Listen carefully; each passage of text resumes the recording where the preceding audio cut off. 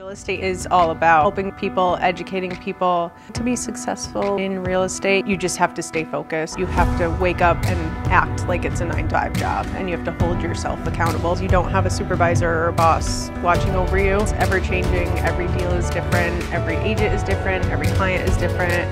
You have to see it through. You have to hold yourself accountable.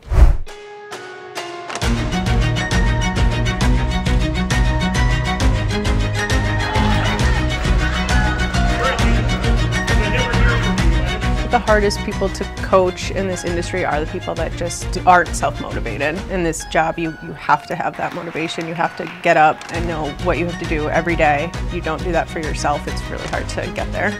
That first few months especially, you really just have to grind. You have to wake up. You have to, again, act like it's 9-to-5. You have to build up your database, so you're going to be working really hard without income at first. All your hard work that you're putting in the end, it pays off.